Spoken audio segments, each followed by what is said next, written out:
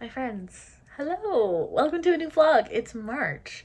I just posted my February vlog a couple days ago, and it's been so lovely seeing that you are excited to watch and have been enjoying it. I did have the thought that, like, oh, it's probably just gonna be my real life friends watching because it's been a while and I understand, but the fact that you're enjoying it like makes me so happy. So yeah, I'm really glad you're enjoying it. I'm excited to be back. I came on for two updates. One is not reading, it is my nails. I have nails again. I went for a fill, and as you can see, they're a solid color, this like cool toned brown, but they're quite long, aren't they? I said shorter, but I don't think they heard me because then they're doing my nails and I'm reading, which I'll talk about in a second. I was just like waiting for the moment in the nail job where they were gonna shorten my nails. And then they like were putting the color on and I was like, oh, so we're not shortening them. And I was too stressed out to say no because they were so nice, and so they're very long. So we'll see how long I'm able to deal with them. But this is it for a little while with the nails. Rest in peace, my baddie era, because I can't. Again. The second update is twofold. I want to pack my bag with you. Bagoo crescent bag. I was back on TikTok recently and this has gone really viral for good reason. I love this bag. I use it constantly. Typically I use my backpack for work unless I'm like deliberately picking a purse. Tomorrow I'm not carrying much, which is really nice, so I decided to wear my purse. And I'm bringing my work notebook. I actually worked from home today because I was supposed to have therapy, but my therapist had to cancel, unfortunately. So bringing this. I have my pouch full of my crap. It's got a charger. It's got my lip balms. It's got clips. It's got my kerchief. My wallet, which is also Bagoo, unsurprising. Also, I did not adequately show this off in my last vlog. How cute is my library card? Me and Henna both, like, not bedazzled, but like decked out our library cards, and I put a bunch of bear stickers on it, and I think it's so cute because my card has just got the barcode on the back. It's not affecting functionality at all. Love. Then the last thing that's gonna go in my bag is either my Kobo or a book. So here's some of the options, friends. First on my Kobo, and I actually started reading it on my phone while I was getting my nails done, is I Want to Die But I Want to Eat Tteokbokki, That's Okay, by Beksehi, which is a memoir where a woman recounts, and like I think verbatim in some cases, her experience in therapy for treatment for depression, and she later finds out anxiety and some other bits. Yes, Nathan from Nathan's Nook lightly roasted this, but I'm still really curious because of his critique on it. I'm still interested in what it has in store for me, and so far it's very readable. So I was thinking of bringing my Kobo with that. I also have other stuff on my Kobo, but that's the one that I have in mind. Or I have a bunch of books from the library that I could bring, and all of them are like nice and small and soft cover, which is really nice. So here are the options from the library. I've just been craving Miss Ferrante. It's been a while. One of my favorite things I read last year was the Neapolitan Quartet, and I was browsing the stacks in the library near my work, and I saw this, The Days of Abandonment. And I mean, first of all, this cover, I am obsessed. I love it. I love the Europa editions covers just in general. Yes. And I was like, maybe it's time to go back to Ferrante Worlds. She's an author now that I want to read everything she's ever written. And yeah, so this is one option. I literally don't even know what this one is about. Let me see. Motherhood, Marriage, and Solitude. Yup. One woman's descent into what she calls an absence of sense. Olga's days of abandonment become a free fall into the most hidden corners of the soul. Sounds like something I would love. So this is contender number one. Contender number two is Indian Horse. Henna read this, not last year, but the year before, and loved it and has been telling me to read it ever since. This was actually in the browser in my library. I wasn't looking for it specifically, but this iconic spine really caught my eye, and I just feel like it's time, you know?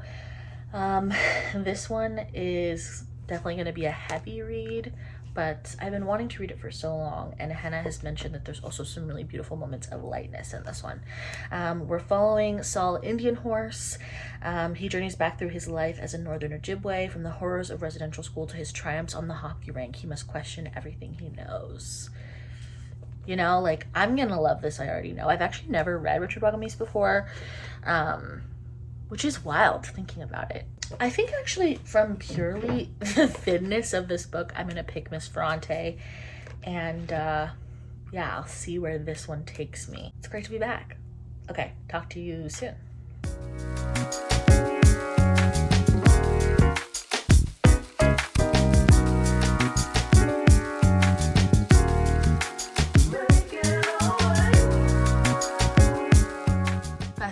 Hello from the floor and this weird shadowy light. I feel like the theme of my vlogs is just bad light, so I apologize. I wanted to give you a little reading update and also just say hi. As I mentioned yesterday, I brought The Days of Abandonment with me today and read a bunch of it on the train. I've gotten this far in, which is pretty good.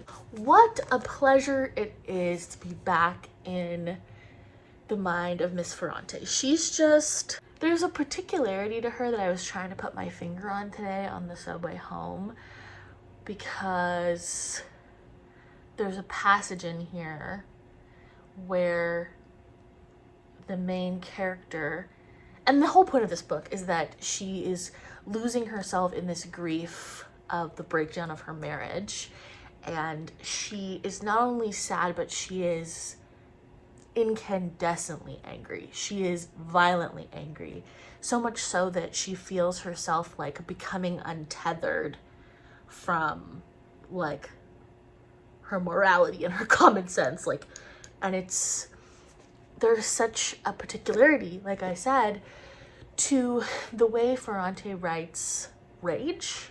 I feel like there's this feeling of rage. There's a scene in here, I don't want to say anything for spoilers, but where this rage leads our main character to a very violent moment. And it just gave me flashbacks to the Neapolitan Quartet and moments between Elena and Leela. And within their relationship or in their own lives, there are moments of deep, ugly anger, and I just love it. I love it. I think she captures it so vividly and without, like, unflinchingly. She's gonna show you it. It's gonna be ugly.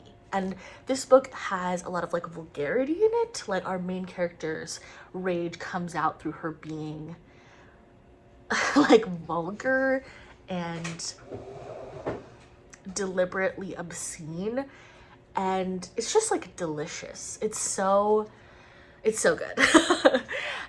So yeah, I'm loving being back here. I went and put this on my currently reading on Goodreads, and sometimes I go on and like look at the first couple reviews at the top, and I saw someone say that this is just like a rehashing of the same themes in the Neapolitan Quartet, and I was like, okay, rolling my eyes a little bit, because I think that is actually why I'm so intrigued by Ferrante, is because from what I know about her, I was gonna say discography, from what I know about her books, is that that's the whole point. She's exploring these themes of like motherhood and grief and relationships and personhood and writing from different angles, from different characters, and like that to me is so exciting to watch and experience an author like traverse a specific landscape and feel through it through different perspectives, especially when they do it well. Like, why wouldn't that be exciting?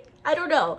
For me, that's really exciting. And yeah, all this to say, I'm having such a good time. I also love that it's like matching my nails. The nails have grown on me, okay? Are they practical? No. But because I've had nails now for a few months, I'm like more capable with them. So I don't feel like I can't do anything. Yeah, so I was like, ooh, look at the magic. I had such a good day at work. I had a one-on-one today with my boss and it was just so wonderful. We had coffee, which was delicious, and then we also got donuts for the office day, which was so nice. Krispy Kreme donuts, and they were just delicious. And it's Friday. Oh, I also found out that now that I'm like kind of more settled in my job, I'll be able to work from home a bit more, which is exciting, to have like the variation, which will be so nice. So it's just such a good Friday. I'm like feeling so good. And then tomorrow I get to see my sister, who I haven't seen in a good while, and we're gonna have lots of family time this weekend, which I'm so looking forward to. So all good things here. All these updates are basically me saying things are great over here and I'm in a really good mood, and I'm just so thankful for everything that I've been really lucky with in the last little while, you know? Okay, nice chatting with you. I will talk to you very soon. Hello, my friends. It's nighttime. I'm in bed getting ready to go to sleep. We had a really nice day with our family and it was fun, but I'm so tired. But I just wanted to come on because I had such a strong reaction to a little passage in I Want to Die But I Want to Eat Tteokbokki by Baek. And the thing is, like, there have been some like moments in this that I think are interesting and like pointing to larger issues, whether like societally, culturally, or like mental illness and mental like representations of mental illness and like different modalities of therapy and stuff. But then sometimes the therapist will just say something and I'm like, what? Why would you say it like that? And I don't know if it's lost in quote unquote lost in translation. It's dependent on the translation, but I am remembering Nathan's critique of this and critique of like the treatment of mental illness and therapy, specifically in a Korean context, and it makes me want to read more about it. Oh, well, I'm dropping my cup here because I want to read you this little clip. Not clip. The psychiatrist says, "It's a possibility. I understand this need of yours to confirm, but I think the way you go about it is perhaps a little childish." Bitch, shut up. Why would you roast your patient like that? Like, knowing, and like the author is very upfront from the first instance of being very anxious and like thinking about, like, it happens right away in the second appointment. Baek, she brings up to the therapist something they said offhandedly that was frankly to me a harsh remark to her in the first session, and it was like, I've been thinking about that like crazy, and they're like, oh, I didn't even mean that. Like, what? With the psychiatrist's remarks to Baek, where it's like, just don't, is like the remedy. Like, we're not strategizing any ideas about how not to do something or how to like change a thought process or like do a thought record or like anything that I, for example, experienced in my own therapy experience. Like nothing like that. And again, I know maybe it's a different modality or whatever, but more than once I've like highlighted this and been like, so we're not going to strategize, we're just going to say don't do that. Like, how is that helpful? I just wanted to say that I'm finding the interactions between the author and the therapist interesting, but a bit frustrating, because I'm like, also because I'm like, you're paying money for them to be like, maybe just don't. Do you know what I mean? Like, I'm not finding like, I don't get how as a patient you're supposed to progress with this kind of support. So anyway, I'm gonna go to bed. I'll talk to you again soon.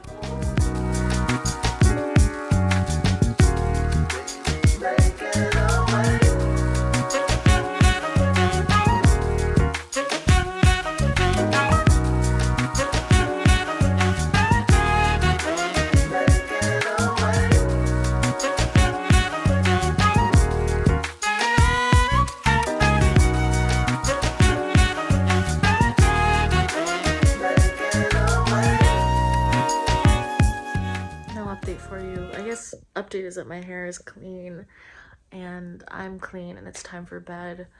I'm just coming on here to say that I hate daylight savings and it sucks. I get why it happens, but I was so beat up today because of the time change, and now I have to go to bed, and it's like technically close to 10, like 11, but it's really only 10, which is where I normally go to sleep. Okay, I'm done with complaining. I made cookies and they were delicious, so I'm gonna bring some for my coworkers. I made them little packets of cookies, which will be cute. And then I have cookies for tomorrow, and it's gonna be fine. And I decided I'm gonna treat myself to a coffee tomorrow morning, so all will be well. I just came on to complain for a second. Okay, I'm done.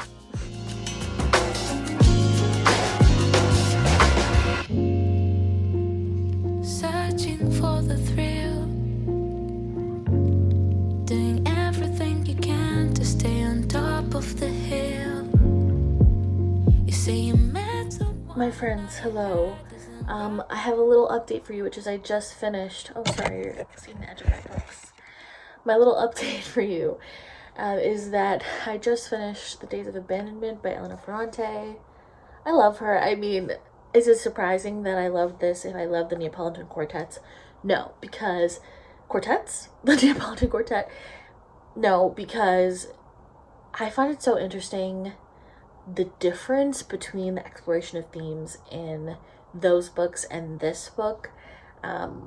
Of course, we're in such a small page count covering a very specific snapshot of time. We have less time to kind of get deep into this character, but still she manages to make her feel super real and illustrate these really vivid emotions and moments. And this one, I'd say, has even more rage than the quartet does. There's so much rage in this tiny little volume, and it's just amazing. It's so good. The way that Ferrante writes anger and how violent she is and chooses the way she kind of doesn't look away from it and makes you look at it as well, is what I love. And I just want to share one little section of it, one line. There are lots of beautiful lines in here for sure, but this one I like can't stop thinking about it. I'm gonna read you this whole section. There's one line in particular, but from the moment I fell in love with Mario, I began to fear that he would be repelled by me. Wash the body, scent it, eliminate all unpleasant traces of physiology. To levitate. I wanted to detach myself from the earth. I wanted him to see me hovering on high, the way the holy good things do. I never left the bathroom until every bad smell had vanished. I turned on the tap so he wouldn't hear the rush of urine. I rubbed myself, curried myself, washed my hair every 2 days. I thought of beauty as of a constant effort to eliminate corporeality.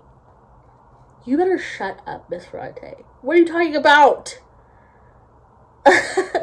And then the next line is, I wanted him to love my body, forgetful of what one knows of bodies. Beauty, I thought anxiously, is this forgetfulness. You know what I mean? Like, she's just so good. I have to stew on this a little bit, and I'll give you more thoughts when I have them. I just want to let you know I finished this and really, really enjoyed it. I'm so glad to be back in the Ferrante space. Other than that, I started listening to The House Across the Lake by Riley Sager today. I know there's a lot of Riley Sager hateration. I feel like it's either you love him or you don't. I read Lock Every Door many years ago, closer to when it first came out, and liked it, but I think I'm curious what I would think about it now. This one, I'm intrigued because I've already committed time to it, but I have a feeling I'm going to be really annoyed by it already because we've had kind of a reveal happen, a mini reveal, like not anything major. It's still like, I'm still quite early, on in it, but the reveal, I'm like, what? Do you know what I mean? Like, where are we going? Yeah, but that was like a nice little kind of low effort, like pure entertainment audiobook to throw on. I wanted to start Bad Cree today by Jessica Johns, but I was feeling kind of tired. I'm generally tired today. This weekend was so busy with family time, then the time change. You saw my giant Diet Coke, and I also had a cold brew this morning, and I was still like, I wish I could go back to bed. After having dinner, I just sat down and finished this, and it's actually put me in such a better mood. Because it was so engaging and a pleasure to read in its intensity. And it really just drew me out of being grumpy for grumpy's sake, you know? I'll let you know what I pick up next. Bye. Hi, friends. Hi. I'm packing some lunch.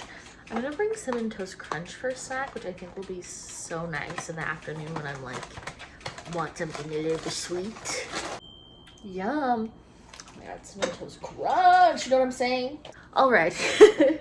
My update for you is that I finished, did I even tell you that I'm reading this? I did, I think I did. I finished The House Across the Lake by Riley Sager today. And I was literally like, what are we doing? Do you know what I mean? There was just so much about it that felt like genuinely like silly. Do you know what I mean? And like that, for a book that's taking itself seriously, I was shocked at the end by myself being like, or throughout it, frankly, I was like, this is silly. Do you know what I mean? Like the way the main character was behaving. Also, I have no idea how old she is because there's like a weird agelessness to her. My major gripe is like, if you're going to advertise this book in a specific genre, and this is not a spoiler, I'm just being delicate. If you're going to advertise a book in a specific genre, then make it be that genre. Do you know what I mean? My non-spoilery feelings is that I found myself being like, this is silly. Which is like not the feeling you want to have when you're reading a thriller. Like, I shouldn't be like, this is silly. I'm not someone who I would say is particularly good at guessing what twists will be, but these ones felt really like, not all of them. The first one I was like, oh, interesting. And then I was like, oh no, are we going down this road? And then we were just barreling down this road.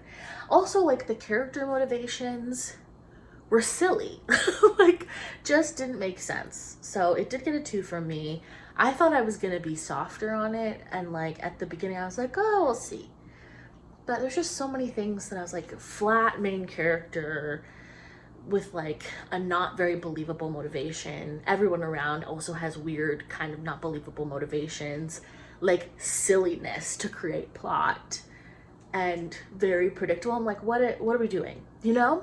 Then on the way home, I continued reading on my Kobo, Baek Se-hee's I Want to Die, But I Want to Eat Tteokbokki. And I'm highlighting a lot in this book, not in a good way. Like, I am genuinely, at many points so far, been like, I know that there's different modalities, and I know that there's different tactics, right? I feel like Baek Se-hee is like asking valid questions as a patient. Baek Se-hee is asking valid questions as a patient about how to like fix her situation, and the answers are like, just believe in yourself, like, or like, don't think like that. And that's like the answer. We're not strategizing, there's no homework. And I can appreciate that maybe there's editing. I'm really happy for the author and all of the value that she seems to be extracting from her work with her therapist.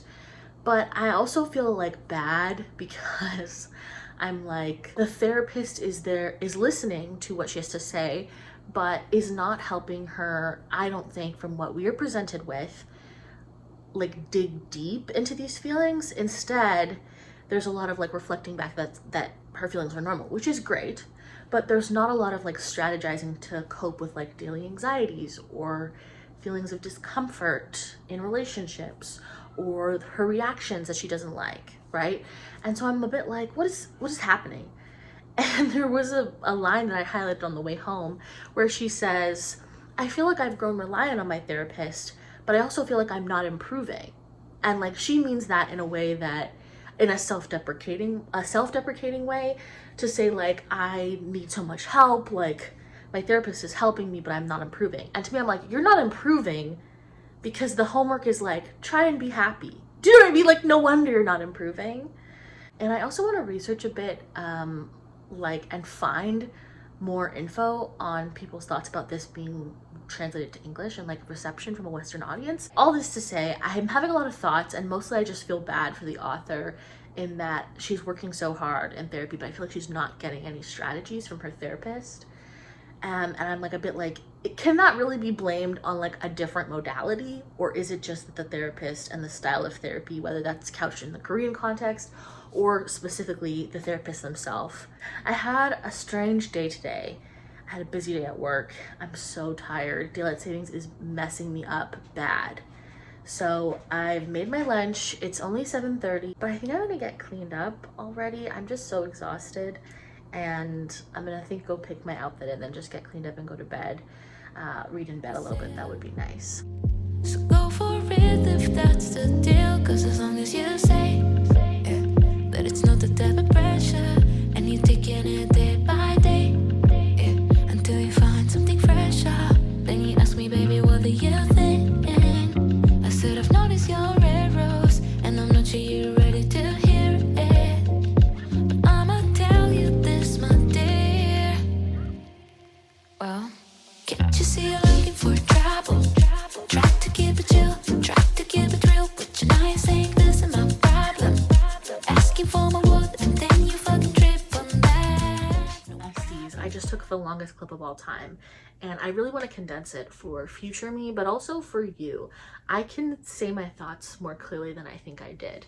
So here are the updates. I was knitting, okay? I haven't shown you this, I don't think, yet. I'm making a neckerchief for my mom, her birthday. Her birthday's already passed, but she is being patient with me because it is taking me a good long while because I haven't knit anything this seriously before. Is it perfect? No, but it's this beautiful color. My mom will forgive it not being perfect, so it's fine. I was knitting, and I came on to tell you some updates.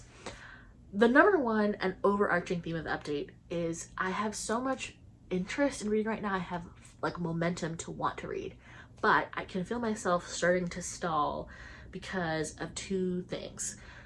Number one is reading Riley Sager, The House Across the Lake, and not enjoying it and feeling like a little bit annoyed by the thriller. I picked up Lisa Jewell's Watching You yesterday because I was like, oh, another thriller to just have as entertainment, pure entertainment, and it wasn't for me. So I was like, uh-oh, I'm feeling the stalling arriving. Do you know what I mean?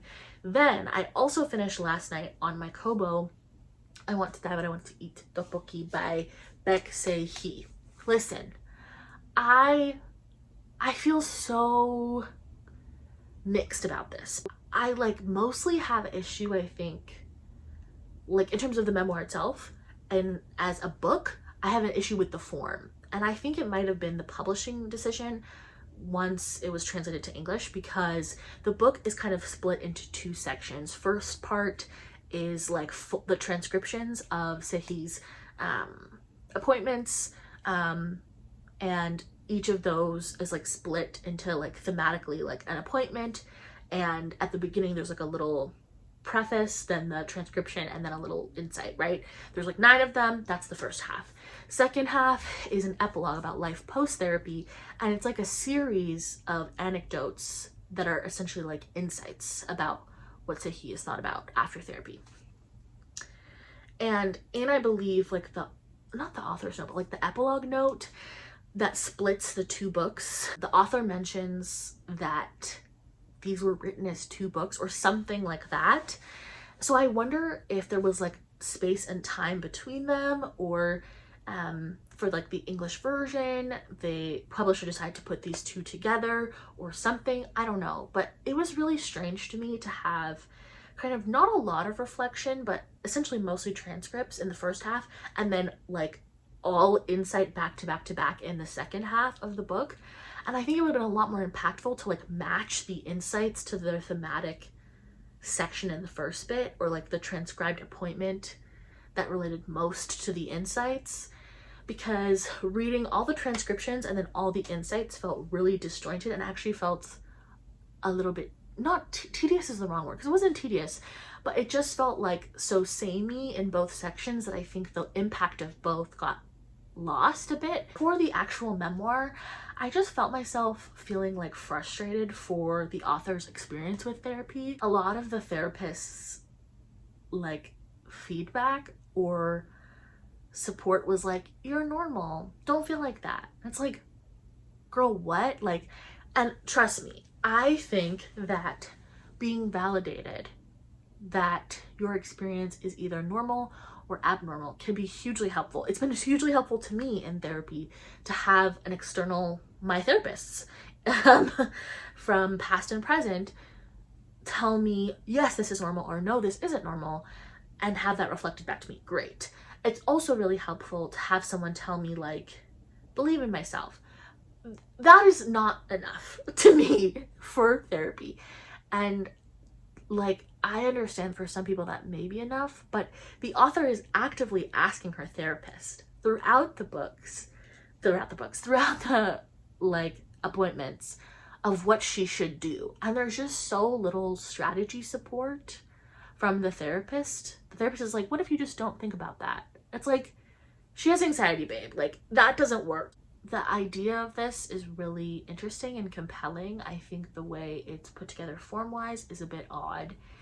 And I think as like a personal story, it's neither right nor wrong, but I feel frustrated by the author's experience of therapy. I just felt like it wasn't like supportive, and that made me frustrated for the author. So then I finished that last night, went on this cute little coffee date with myself for lunch today. I got a cappuccino, it was delicious.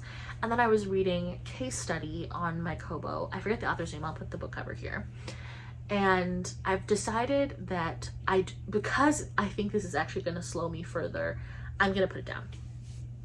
Conceptually seems like it would be right up my alley. It's about this therapist who like was seen as like a controversial figure in history, but not like a villain. Well, kind of a villain, but not a criminal. And then this man who's researching the therapist, someone like mysteriously sends him a bunch of journals that claim that he murdered people, which is like interesting. Long list for the Booker last year. Sounds like it would be for me. I don't know whether it's because it's also about therapy and I just finished I want to die, but I also want to eat tteokbokki. Like, I don't know if it's that, or if it's just like not the right time, or if I'm actually not interested, but I have to put it down because I was feeling myself like slogging through it. I've read about 10% of it, I believe. I don't want to slow my momentum by forcing myself into that. So here's what I'm gonna do to keep this ball rolling, because I really want to read and I don't want to lose this feeling. It's so exciting, especially because like it's like against the odds. Like, I've had a really tired week, but I still really want to read. And usually when I have a really tired week or I'm really exhausted, I like want to just watch TV or something. But I really want to read. So anyway, I want to keep it going. Here's the remedy that I have. And I really hope it works. Number one is reading something salacious and gossipy and fun. This is The Opportunist by Elise Friedman. I picked this up in the stacks at my library near my work. It's about a family, a rich family, who the dad, who's like in his 80s, starts dating his nurse who's in her 20s, and the family is like stressed out because they're worried that she's a gold digger and that she's trying to like get all his money. Okay, friends, quick update from my post-work exhaustion. Update number one is I'm so tired that I think I need to have like a I'm so tired cry in the shower. Second update is because I'm so tired, my mental capacity has dwindled to this much. I also tried to read this yesterday night, The Opportunist by Elise Friedman, which was my big idea fiction-wise as a book that would keep me out of a reading slump. I was wrong. Concept's interesting. This author's writing is just not for me. Any other updates? Not really. Tomorrow's Friday, thank God. I need to sleep and do nothing and read for fun. And then, oh, next week I get to work from home, which is really exciting. I'm working from home the whole week, and I may be doing that more in future, which is really exciting. So I think it'll be a nice change of pace. I'll get to sleep a bit more, and again, that'll be good because I am exhausted.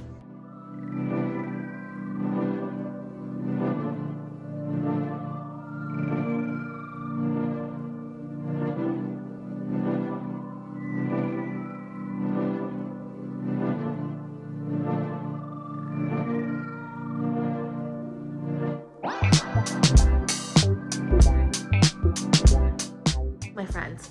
I've tried to take this clip a couple times and I'm rambling because I'm tired. However, it's also because I'm excited. There's so many things to be excited about. Number one, it's Friday. It is the weekend. I'm so glad it's the weekend. This week, the like daylight savings time, like hangover of sleep issues, like I don't remember it ever being this bad. So I'm so excited to sleep a lot this weekend and take naps and just chill and hang out with the cats and Henna and just be in our home. I'm also working from home next week. I love working in the office, don't get me wrong, and a lot of the stuff I do in the office, I really like those tasks. But because I'm so tired, all I can think about is next week, the fact that I'm gonna get to sleep in because I'm not commuting. So another exciting thing. Then I have a bunch of exciting reading updates for you that are much better than my last update. As I mentioned in my last update, I feel like I tried a couple of books and was feeling like my momentum to read that I was feeling so strongly was getting diminished because the things that I was picking up were not holding my interest. I found the cocktail of things that I want to be reading this weekend, and all of them make me excited, and that is amazing. First update reading wise is I started Bad Cree by Jessica Johns this morning. Last night I was feeling really anxious, more than I have in a while, and I was like, that's weird. And I was able to get to sleep, thank God. And then this morning I was like so anxious. It was a little anxiety attack. I haven't had one in a while, thankfully. So this morning it really like took me by surprise. And I was able to like get ready, and I still got to work on time, thankfully. But I was able to like get myself out of the door, and then once I got on the train, it like swelled up again. And so I ended up deciding to listen to Bad Cree because I knew it was going to require my attention, and it did actually really help me to be a human. And it's already so good. It is creepy, it is vivid, it is haunting, it's eerie. It makes me feel similar feelings to how I felt at the beginning of Lakewood by Megan Giddings, where I am both titillated and like scared, even though nothing that scary is happening. The tone is scary and the stuff that's happening is scary, but not in a like, ooh, horror movie, slasher or danger version. It's like there's a scary feeling that has implications on this person's life and well-being in a more abstract way, and I love that. Following Mackenzie, who is like a millennial Cree woman, starts to have dreams where things that she's holding on to in her dreams, when she wakes up, they're there for a split second. That is so compelling to me already. And the dreams that she ends up pulling these items out of, the items that follow her out of her dreams, it's like this nightmare, this recurring nightmare, and she gets further and further into the nightmare. And we find out that this nightmare is related to something in her past, and we don't know what. And there are a bunch of crows also in this nightmare that she keeps seeing more and more of as she has it again and again. And not only is she bringing these items out of the dream, she's conjuring them up out of her dream for those few seconds when she wakes up. She's also being followed around by these crows in real life, and she's dreaming these crows too. Isn't that so scary already? I'm loving it so far. The writing is so vivid. I can see everything. I can feel everything. I can smell everything. Second reading update. I decided last night, I'm like, you need a surefire hit that is going to be enjoyable to you and not easy reading, but like something you already know the tone of so that it's easy for you to get into it. And I thought, what better time to pick up something I've talked about on this channel like 10 times. 10 times is an exaggeration, but at least 3 times, and never finished. And that is Girl, Woman, Other by Bernardine Evaristo. This won the Booker in 2019. I own this copy, and I've owned it for a while and have been saying I'm gonna read it to you and to myself for many times. And I'm finally doing it. It's happening. And I'm mad at myself for not committing before this, but I think this is the perfect time because it's so good. It's it's just so good. I read this on my lunch break. I went to that cute little coffee shop. I had a little drink because I was so tired, and was loving it. And I read it on my commute home. It's everything. I feel like every character we've met so far, both from the people we're reading from the perspective of and the extraneous characters, feel so real, and they're flawed, and they're complicated, and they're hypocritical, and they're real. And on the front cover, the New Yorker calls it a symphony of Black womanhood. Yeah, it's a symphony of people whose lives have touched each other in deep relationships, and they are all grounded in love for each other, but their relationships have changed over time and become more complicated for a variety of reasons. I just can't wait to sink my teeth into this more, and I'm so glad I'm reading it now. I'm so glad I decided to bring this with me to work. It's just like what I needed, you know? It's so good. And I want to sit down and chew my way through this weekend. So those are my reading updates. How exciting is it to be reading some exciting and fun and complicated stuff without it feeling like a slog mentally? I'm happy and I'm excited. That's all I have to say. You will not be hearing from me again until I've slept. But I'm so glad to be home. Happy weekend to me. Happy weekend to you. Talk to you soon. Bye-bye.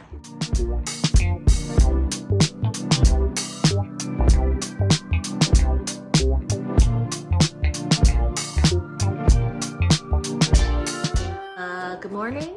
It is Saturday morning. I didn't sleep as long as I would have wanted to, but I still feel pretty okay. How else are we doing, would you say? Still a little bit broke up, but happy to be alive. Would you say? I'm doing better. Yeah. I just took a long nap yesterday, so That's true. I forgot. No wonder you couldn't fall asleep. Okay. Anyway, good morning. Hello.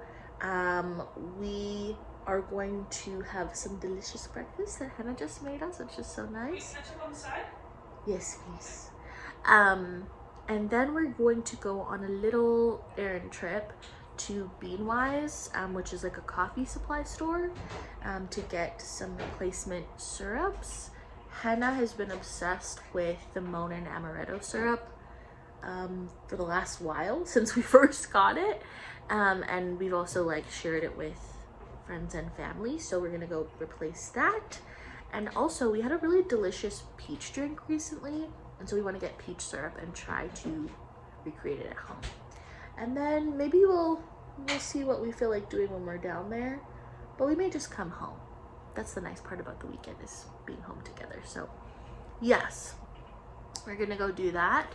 I'm still reading Girl, Woman, Other and devouring it. As you can see, even since we talked yesterday, I've read another story. I read Carol's and it hurt me badly. But again, everybody in this book just feels so real and realized in... Can I show the camera? Yum! Steaming, and we have these delicious hash browns with cheese. Good chowder. Thank you. We're gonna go eat this. It's kind of the whole update. I'll let you know what we end up getting from Beanwise, and I'm still loving. Thank you to everyone, aka my friends, who told me to keep reading this and that I would love it. You were right, and I'm just so happy that I'm reading it. It's so good. I'm gonna bring it with me when we go out.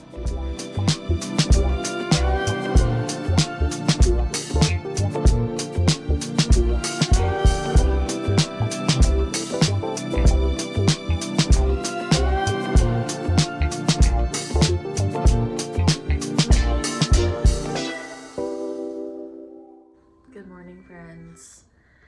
It's Sunday morning. We've had such a lovely, slow start to the day, Hannah and I, and it just feels so nice. We're having a little snack mid-morning snack. We got these buns from Cobb's Bread yesterday. This is the ham and cheese one. Hannah had the jalapeno one yesterday in full. They loved it and are obsessed with it, so we're gonna share this. But I just wanted to quickly come on and say hello. I'm still exhausted. I think I shouldn't be surprised because it was a busy week and I had a really busy weekend before this. But I guess I was like, maybe one day of resting. I don't know why I thought one day of resting would make me a human again. I was wrong, so I'm gonna continue to take it easy today. In terms of a reading update, I just wanted to let you know that I've continued devouring Girl, Woman, Other. I took a little pause from it yesterday because I think when I'm tired, I'm extra like, my emotions are easy to peak and I feel things I think a lot harder, including in books. Oh, Miss Baby's here. Oh, I'm covered in cat hair as usual. You know the drill. So if you see it, I know, don't worry. But this book is so beautiful and there are some heavy themes in here.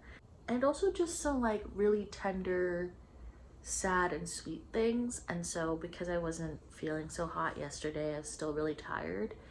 I was like feeling quite low when I was reading it last night because I was getting, I don't know, I was tired and I need to go to bed. And so I just paused because I knew I was feeling too hard for fiction. Do you know what I mean? But then I finished reading chapter 3 and it's almost in its entirety this morning. So those were the stories of Shirley, Penelope, and Winsome. And I'm still just loving this. I think it's beautiful. It's like so impressive to me to be able to tell these interconnected stories with each of the women having a very distinct feeling, not only in personality, but their motivations are very clear. We understand how they came to believe what they believe without it being too belabored. Like, don't get me wrong, there are moments in this that do feel a bit like teaching or didactic, and I don't mind that at all. I actually really like it. I just find it so impressive that every show is able to work through these complicated transformations in short space and time. She makes it feel effortless as a writer, like it doesn't feel clunky at all. It's very smooth. And also as a reader, the connections between all of the characters are easy to notice and keep an eye on, and they don't feel complicated to keep track of. I think it's astounding, this piece of work, and I'm just so glad that I've spent time with it and given it the attention it deserves. So, loving this. Also, I don't know if I've mentioned, I think this cover is so stunning. Like the colors, the composition, the like mixed media of it, the textures, this like little piece of this little label with the writing, like I just love it. I think it's so beautiful. Yeah, I will talk to you later.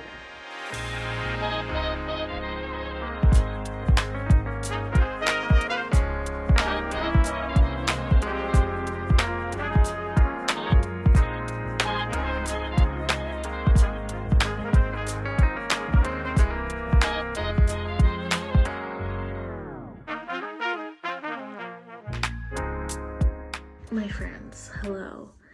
I'm just finished work. It's after 5. I'm so tired. 2 quick, very low energy updates that I wanted to tell you before I forget to. Number 1 is that I finished Girl, Woman, Other today on my break. I did some errands, as you may have seen. I went to the library to drop off books. I was gonna pick myself up a delicious bagel. It was gonna be wonderful. In the end, I couldn't because I got stuck on the subway home, and this is like a quick trip usually, but it really, I was cutting it close to get back for the end of my lunch break. But while I was on the subway, I listened to the end of Girl, Woman, Other. I only had the second half of the last character study, which is Grace, and then the epilogue. And yeah, I'm so glad I read this. You all were right. it is wonderful. I want to think on it some more, but I just feel so grateful that I read this. It inspired me, it moved me, it impressed me, and it makes me want to read other books by Bernardine Evaristo. I mostly read this with my paperback that I own, but I wanted to mention that the audiobook performance is wonderful as well. 5 out of 5 for me. In truth, I'd say it's a strong 4.5. I think there were certain sections that toward the end I felt did feel a little bit more teaching-esque, and it felt a little more pointed in that way. The second little update is on my lunchtime errands. I went to the library. I went to my home branch for the first time in so long, and I'm so spoiled. Something that I got spoiled with is we have a lot of selection at my home branch, and the branch near my work has a decent size collection, don't get me wrong, but it's just a lot smaller than my home branch, and so it was just wonderful being there. It was so exciting to just look at their browsery a little bit. Here's what I got. I got If I Survive You by Jonathan Escoffery. This is a collection of interconnected stories that I've wanted to read for a little while. I love this cover as well. I think it's beautiful. And I didn't realize this, but there are a lot of really like impressive blurbs on this, praise for this. Rumana Lam, I loved Leave the World Behind. I highly recommend it. Percival Everett, I really want to read The Trees as well. Gabriel Garcia, who wrote Of Women in Salt, which I also want to read. Nana Kwame Adjei-Brenyah, who wrote Friday Black, which I also want to read. Yeah, that's like really exciting. We're following Trelawney as he struggles to carve out a place for himself amid financial disaster, racism, and flat out bad luck. Like, yeah, I'm excited. Then, 2 things in the browser sparked my interest. First is Laughing with the Trickster by Thompson Highway. I read The Truth About Stories finally in its entirety. I finished it earlier this month. I was reading it slow and steady for a little while since I got my own copy secondhand, which was so exciting, and absolutely loved it. I think the concept of the CBC Massey lecture series is so smart to capture conversations that happened with a live audience, and I think I'm gonna love this. This is Thompson Highway's collection of talks, and the 5 main themes are language creation, sex and gender, humor, and death. I think I'm gonna love it. And then lastly, this is a book I haven't heard anything about this. This is Please Report Your Bug Here by Josh Rydell. It is blurbed by both Alexandra Chang and Rachel Kong. Alexandra Chang wrote Days of Distraction, which I loved and really want to reread. Also, Alexandra Chang has a new book coming out this year, and I just found out about it on Goodreads. I'm so excited. And also Rachel Kong, who wrote Goodbye Vitamin, which is a book I also want to reread and remember loving and feeling very moved by. So again, blurbs that really intrigued me. The person who wrote it, Josh Rydell, was one of the first employees at Instagram, which is like already, I'm like, interesting. And the book is about tech, so I don't know, I think this will be interesting. An adrenaline-packed debut novel about a dating app employee who discovers a glitch that transports him to other worlds. A college grad with 6-figure debt, Ethan Block views San Francisco as the place to be, yet his job at hot new dating app Date is a far cry from what he envisioned. Instead of making the world a better place, he reviews flagged photo cues, overworked and stressed out. But that's about to change. Reeling from a breakup, Ethan decides to view his algorithmically matched soulmate on Date. He overrides the system and clicks on the profile. Then he disappears. 1 minute he's in a windowless office, and the next he's in a field of endless grass, gasping for air. Why can't I read? Yeah, like, to me, this is such an interesting idea. I really hope the execution is good. I'm a little bit nervous because it is a debut, but I trust Rachel Kong. I trust Alexandra Chang. I always like these like literary books about technology and the internet. I feel like that's like a sub-genre of literary fiction that I really enjoy. Library haul. I'm done rambling. I'm so tired, as you can tell. Hello, my friends. Work is over. It was a super busy day, kind of out of nowhere. You know, one of those where you're like, in the morning I started and I was like, oh, it's gonna be chill. And then like 6 things appeared out of nowhere. But it was good. I actually like it when it's like that because then the day passes quicker. It's like 6 p.m. and it's so bright out. It's the first day of spring, so happy spring. I came on to tell you that I'm also hoping to start a new book tonight. I started Tell Me I'm Worthless by Alison Rumfitt last night, but I actually don't think I'm in the mood for horror, so I think I'm gonna do something else and then return to it because I have it till April 6th, which is still like a week and a half. That's scary. I still have some time till April. Oh my goodness, that's scary. I'm gonna pick something else up. I'm thinking either the one by the person who used to work at Instagram, I forget the name now, but with that beautiful purple and green cover, or the Jonathan Escoffery book I just got with the stories that are just like interconnected stories. I also listened to more Bad Cree yesterday and this morning, and I'm really enjoying it. The ominous feeling is growing, but there's also some really beautiful and tender moments about family and shared grief and deep relationship despite grief, like the strength of family that runs beneath really difficult times. I think it's so beautiful, the family relationships we're getting to see, and so I'm really enjoying that. I think I'm about 40% through. I'm listening to it slowly, so yeah, I'm enjoying. Yeah, that's how I'm doing. I'll update you when I have more to tell you. Bye.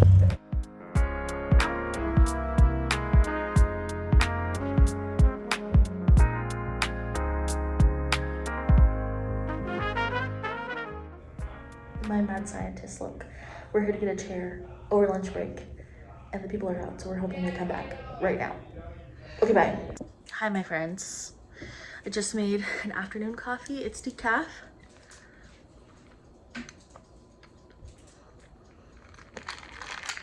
Delish. I should explain. So we did go to grab a chair from this like discount office supply place, and it's not super far from where we live. So I was like, we can do it. Let's go on lunch. And we made it with time to spare, which is great. The problem is because it's a small little business, they do have hours posted and stuff. That's fine. But there was like a little scrap of paper on the door that said, be right back. And then there was also like at the bottom of the door, a little like whiteboard that says 12:30. And we were like, okay, like it's like 12:30 now, like maybe they'll come back. And we waited 15 minutes, but they didn't come back. My theory is that that whiteboard was from a different day, and so they just put the be right back So they could up. have said it right when, And they could have said it right when we arrived. So too bad, unfortunately for us, we didn't get the chair. But we got to look through the door, and there were a bunch of chairs that were what we want, which is just like a good quality swivel chair.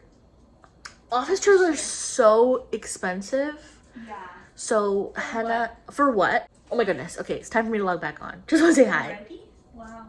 Bye. Hi, my friends. Bear with this. I just took my hair out of the bun I slept in. I wanted to come on with 2 updates. I woke up this morning, felt fine. I'm working. I'm like, I'm mad. I'm in a bad mood. And I'm like, nothing's happening at work. Like, well, the bad mood hit me. And then I was like, why are you miserable? You know what I mean? Like, my playlist wasn't like doing what it usually does for me. It's not pumping me up. I changed music, didn't help. Tried working in silence, didn't help. And then I realized, oh, you're in pain. You have cramps. So your period is coming, and you're grumpy because of that, and you're in pain. So that's why you're grumpy. So I'm gonna take meds now. I'm on lunch break. But the update I have for you is a reading update, which is that I'm reading Idle Burning. Oh, sorry, I just hit you. I'm reading Idle Burning by Rin Usami. I'm 16% in. It's translated by Asa Yoneda. And I'm liking it so far. It's very readable. So this book is about a young girl. What is this book about? Let me tell you what this book is about.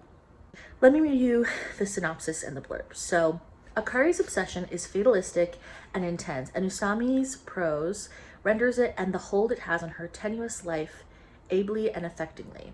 It will especially resonate with readers familiar with real-life super fandoms such as One Direction, at the height of its fame, down to the details such as sought-after exclusive merch and hateful online comment sections. A short, engrossing novel that captures the essence of obsessive fandom.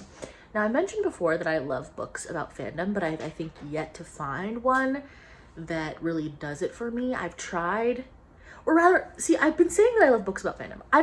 I haven't found a book about fandom that I love. I love the idea of reading about fandom. Like, there's been articles I've liked, or when I listen to people on TikTok talk about fan culture and stuff, I find it so interesting. Videos about fan culture. Books that I've tried to read about fandom, I either feel have missed the mark or are outdated, if that makes sense. Like, it doesn't capture fan culture on the internet and within the internet. The closest I've actually come fiction-wise, I think, to finding a book that I felt did a good job of it and held my attention and I finished. So also, to be fair, this is me judging books that I have not finished in almost all cases. Yeah. But I read I Was Born for This by Alice Oseman, and I still love that book. I'm actually not a YA reader pretty much at all anymore. I read I Was Born for This by Alice Oseman a few years ago. I've reread it a few times since. I just find it comforting.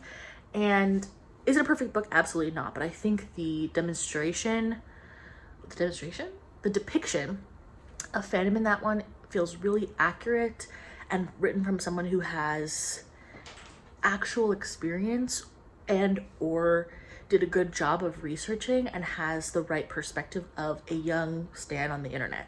And so I'm always curious about fandom books. I just haven't found the right ones for me. If you love books about fandom, please tell me. I want to read them. I want to give them a try. I still want to read that One Direction book. I started it and then I lost interest at the time, but I haven't given up on that one yet and I want to read it. I forget who it's by. I'll put the cover here. And there are a couple like literary fiction books, including this one, that have really drawn my interest because they're about fandom. I'm thinking about I'm a Fan by Sheena Patel, I believe is the author's name. Here's the actual synopsis. Akari is a high school student obsessed with Oshi Masaki Ueno, a member of the popular J-pop group Maza Maza. She writes a blog devoted to him and spends hours addictively scrolling for information about him and his life. Desperate to analyze and understand him, Akari hopes to eventually see the world through his eyes. It is a devotion that borders on the religious. Masaki is her savior, her backbone, someone she believes she cannot survive without, even when she's never actually met him. When rumors surface that her idol assaulted a female fan, social media explodes. Akari immediately begins sifting through everything she can find about the scandal and shares every detail to her blog, including Masaki's denials and pleas to his fans, drawing numerous readers eager for her updates. But the organized, knowledgeable persona Akari presents online is totally different from the socially awkward, unfocused teenager she is in real life. As Masaki's situation spirals, his troubles threaten to tear apart her life too. Instead of finding a way to break free to save herself, Akari becomes even more fanatical about Masaki, still believing her idol is the only person who understands her. A blistering novel of fame, disconnection, obsession, and disillusion, by a young writer not much older than the novel's heroine, Idol Burning shines a white-hot spotlight on fandom and stan culture, the money-making schemes of the pop idol industry, the seductive power of social media, and the powerful emotional void that opens when an idol falls from grace, only to become a very real and very flawed person. That is what I want to read about. I'm only 16% in. I do find the writing a little bit disjointed, if that makes sense. Like, something about it is a little bit hard to get into the groove of. I don't know exactly what it is. And again, it may be a translation thing. I just have to get used to the tone of this heroine. I saw that my friend Chelsea from Chelsea's Current Read, I love her vlogs, go watch her stuff, did not like this. I think Chelsea gave this 2 stars. So we'll see. I hope that I like it, but yeah, I have it all in my head. If you've read books about fandom, please tell me. I want to do that. Or not even just, like, not nonfiction as well. I want fiction books about fandom as well if you have them. So tell me. And if you've read I'm a Fan, tell me about that. If you've read this, tell me about this. Okay, I'm done rambling. I'm gonna go take some Tylenol and sit down for the rest of my lunch break.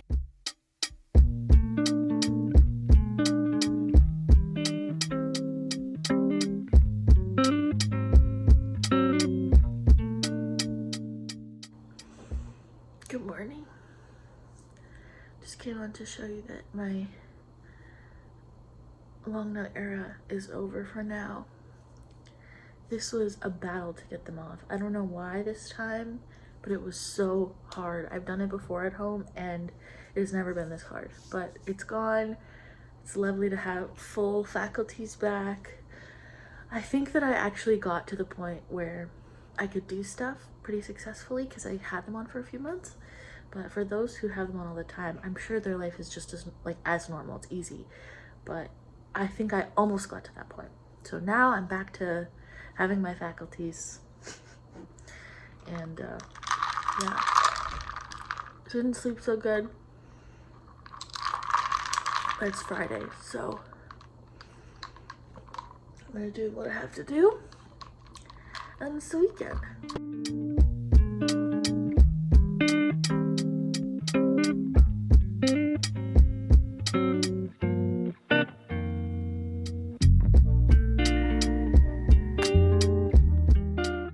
Happy Saturday. It's so disgusting out. It's raining a lot. Supposedly, it's supposed to be snowing. Like little flurries. But it's not even freezing rain. It's just rain. Pounding. But we are at a different library branch this morning, kind of far from where we live. Basically, because we have the car, we thought, why wouldn't we try to go get... No, we do not have human children. No, this is for the nibs. But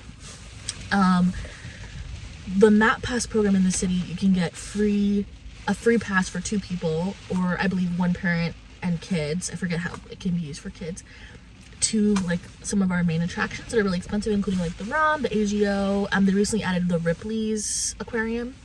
I feel like that's another library person. Holy crap. Okay, we should get going. This branch, we decided to come here because people don't line up outside. Yeah, thank God. Now that I'm seeing the weather, they line you up, and the first few people get something. But here, they get released on Saturday morning.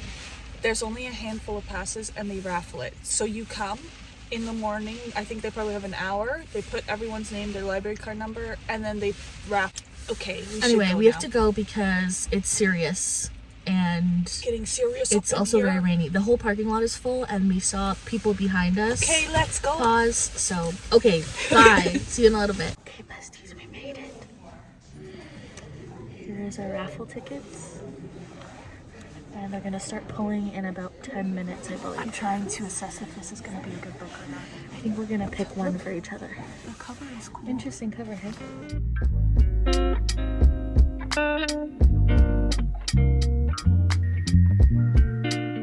Good morning, my friends. What an amazing start to the weekend.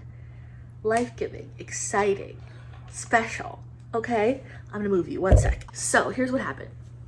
We decided to look around for map passes, and I called a bunch of locations. When I called this branch, they do it by lottery system, which is basically you come and line up just before the opening time, which is 9 a.m. And because you don't have to line up early in the morning, everyone has, I think, a bit more of a fair chance. You come in, they scan your library card, and you get a little raffle ticket like I showed you. And then everybody waits around and they call tickets until the passes are gone. Of course, that means like if you're not one of the first people to get called, you're not gonna get the most popular stuff, but it's still really exciting, and I think a lot easier than lining up. At the branch near this location, for example, they said that people typically start lining up at 5 a.m. That's like not realistic for most people, whether that's because they have trouble waking up, or they have to work, or they have children, or don't have childcare. I'm just like, why wouldn't you do this everywhere? I get that it's work, but also the vibes in there was so fun, like the camaraderie of everybody hoping that they get something. It was just really fun and very life-giving. And we also perused the stacks a little bit, which is always fun to do at a branch that is not your regular branch, because you get to see their own selection, their own curation when they have displays. It was just so fun, really fun. So here's what we got. I just saw somebody talk about this on TikTok. It is Bless the Daughter Raised by a Voice in Her Head by Warson Shire. I forget how to pronounce her last name. Warson Shire? I'm gonna go with that. Love this cover, so striking, so beautiful. I read this author's collection that has a brown cover. I forget what the title is. It was beautiful, gorgeous. Okay, but the blurbs on the back. Okay, Roxane Gay, Bernardine Evaristo, and Vivek Shraya, my queen on the planet. So I'm so excited. We actually almost left and this was on the display by the door. Then Hannah and I were like, okay, let's pick at least one book each that we don't know anything about and we just pick it up. It is Wahala by Nikki May. It has like a gossipy story about a group of friends, which just sounds like exactly what I want. And I think it also like verges on thriller or like mystery. Hannah's pick for, I don't know much about this, but the cover is exciting, is this book, On the Up by Shiloh Jones. Interesting cover. High stakes property development in North Vancouver, but they each have personal obstacles. Funny, raucous satire about greed, desperation, loyalty, and the insatiable desire for status collide. Sounds fun, interesting cover. So that's what I kind of got. I also got Elizabeth Strout's Oh William. I've been wanting to read this for a while. I got the Skip the Line loan of the audiobook and was already really loving the feeling of it. This was also nominated for, was it the was it the Booker or the Women's Prize? I forget which it was nominated for last year, but I don't know why I saw it. It was on the display and I was like, you're coming home with me. Anyway, that's what we got. Really exciting stuff.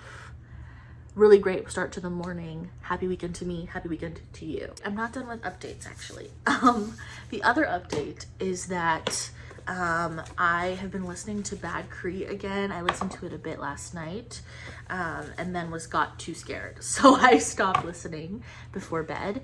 I just want to let you know that I'm really enjoying it, and I was trying to explain to my friend Sarah, who I spoke with yesterday, why it's really freaking me out. And I think it's both personal but also a testament to Jessica John's writing.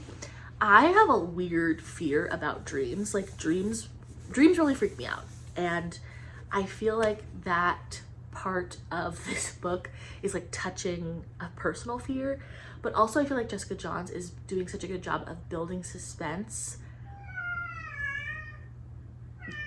TJ agrees, in that there's something seriously wrong and there's a chance that our main character's life is going to irrevocably change, and we just have no idea how far the bounds of the real, the unreal, the natural, the supernatural are going to go in the book.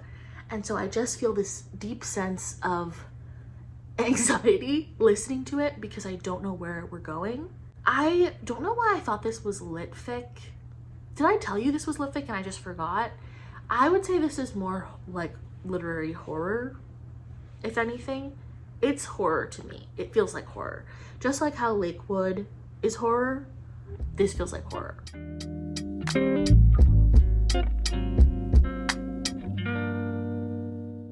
Hi folks.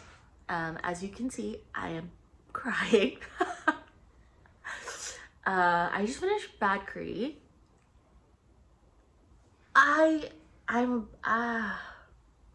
have so many feelings about it, and I think that it does so much that really impresses me and I feel grateful for, and I just think it's so cool. Oh, by the way, if you're hearing sounds, other cool update is we were able to get the office chair. I think I told you about this, but we wanted to replace our office chair, the one we have right now. We got for free from a friend, which was lovely. However, it did not feel comfortable to sit in, so we got one from an office supply outlet near us. Anyway, Bad Cree. I think for me, and I felt the same after I finished Lakewood by Megan Giddings in a lot of ways, to me, I had such a narrow conception and like narrow preconceived notions about horror as a genre and the themes it was exploring and its potential for depth and complexity and all of this stuff. To me, I'm like, oh, horror slasher film, no themes. And that was naive of me, especially as somebody who also likes to read like a horror movie synopsis. That was the way I was perceiving the genre. It's very surface level, and I apply the same thing to books. This, it's about generational trauma and breaking generational curses and the unfairness of grief and living life without the people that you love most. It's about healing and how painful healing can be. It's about understanding that healing is not permanent, but it is still worthwhile. Even the title of Bad Cree is acknowledging, understanding the cultural and family values that you hold and feeling shame about not living up to what you've been taught and what you believe, what you know to be a better version of yourself in alignment with your culture, and knowing that you aren't living up to that and feeling shame or sadness around that, whether that comes from grief or from other things.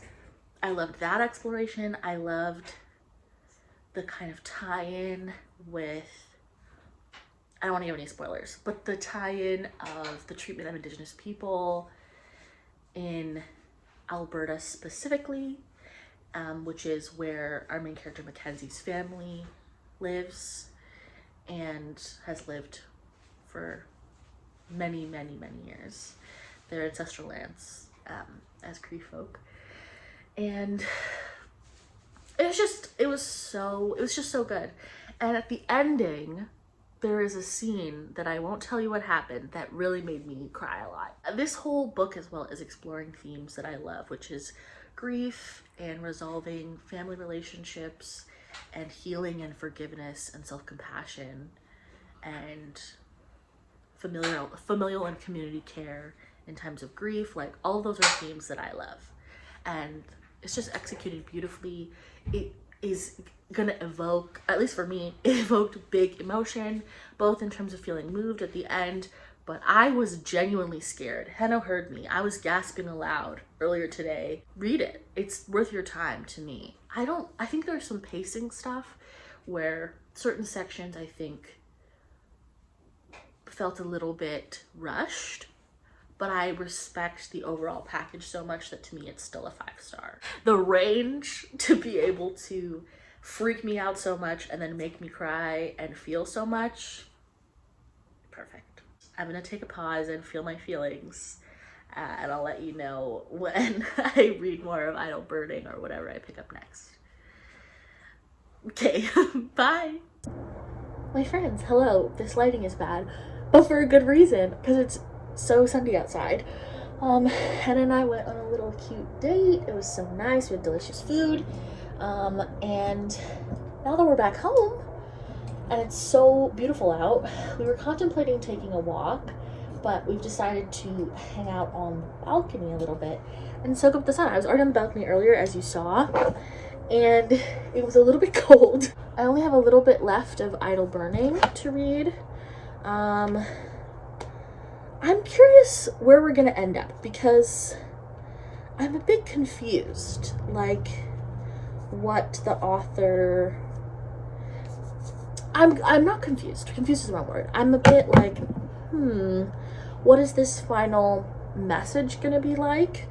And so I'm not sure where we're headed, but we don't have a lot left to figure out the conclusion for this character and her idol that she follows. So I don't know what to feel about it as well, because I feel like the storytelling, whether it's a translation thing or a tonal thing that's cultural, felt very like jerky to me so far. And so I'm not sure about it because the time jumping and the pace of the overall plot is a bit odd. So I'm having a good time still in terms of the themes. I just find the execution a little bit confusing. The birds are chirping and it's time for me to get outside.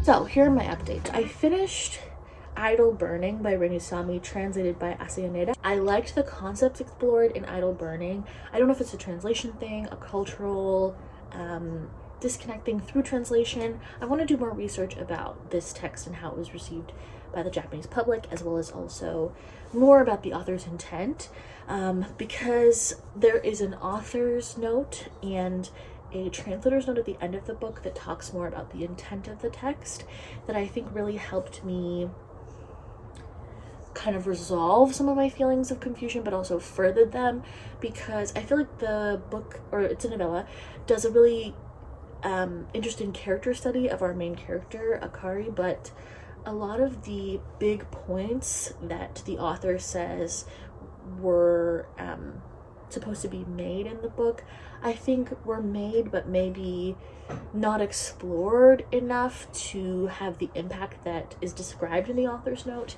And so it makes me wonder, translation wise and culture wise through translation, what got lost. Specifically the back of this, and I read the blurb to you, talks about it discussing like cancel culture and fan culture and how what we permit from the people we idolize. And I felt like we didn't get a deep enough conversation from our main character about what this meant to her. Even if it was just her stating that she didn't care, we didn't get that. She acknowledges this attack that her idol has done to someone he cared about, but we don't get much exploration of how it's impacted her idea of him, even if just to say it hasn't. You know what I mean? We kind of only get some allusions to it, which I found a bit odd, especially with that being such a focal point, both in the blurb and the author's note. Also about fan culture, I actually really liked the depiction of being a fan of something giving you purpose, and this focus on making yourself a better person through fan culture while also using it to buoy you through really difficult times. I really liked that, but I just felt like there were some misses amongst the hits of it, and I found that the pacing was quite strange. I felt that the overall message, I think, got lost in the way it was conveyed, and I think that it's a really interesting idea. I just wish that we had fleshed out more of our characters' feelings in certain ways. Like, I think the adoration and devotion to the idol, Akari's Oshi, is like very well described, but her relationship to that main event at the beginning of the book, to the ending of the story and what happens there, I felt that she was very reserved as a character, which I can understand as a choice, but that we need to have some other way of kind of interacting with her and her feelings around her idol. Like, maybe there's the main character writes a blog, maybe we could have had more blog entries toward the end of the book to kind of still give us information about her feelings without her having to say it directly. I don't know. So I have qualms about it. To me, it's a 2.53. I'd say like a bit weaker 3. I still think that there's a lot of good in here. I just think the execution was a bit lacking in a couple ways. I started reading Bless the Daughter Raised by a Voice in Her Head. I'm loving this. I've read, I'd say, about half of the collection this afternoon in little bits, and have just been loving this so much. I think that she's such an incredible poet in that she has such an economy of language. Her poems are quite short often, but they pack such a punch in a small amount of space and create these very lush perspectives, whether that's from a specific person's perspective or an idea overall, in this like tight little space, and I admire it so much. Also, I love this cover so much. So yeah, I'm thinking I'll probably finish this in the next few days. Hopefully I can savor the rest. My friends, hello from the terrible lighting of my bedroom floor. If you can hear stuff, Hannah's watching Psych in the background. I just wanted to come on and end this vlog off. I know I ended it quite abruptly in terms of the footage I had. It's already April. This is a long one. I'll kind of put it on in the background or sit down and slog through it with me. I hope you enjoy it. If you do watch the whole thing, thank you for being here. I hope you enjoy this one. I had a lot of fun reading the books I read in this vlog. I am having so much fun kind of doing these longer vlogs. I know they're not everybody's favorite, but if you're into them, I'm glad you're enjoying them. I don't know if I'm gonna do one for April, just because it's very busy season for me at work during April.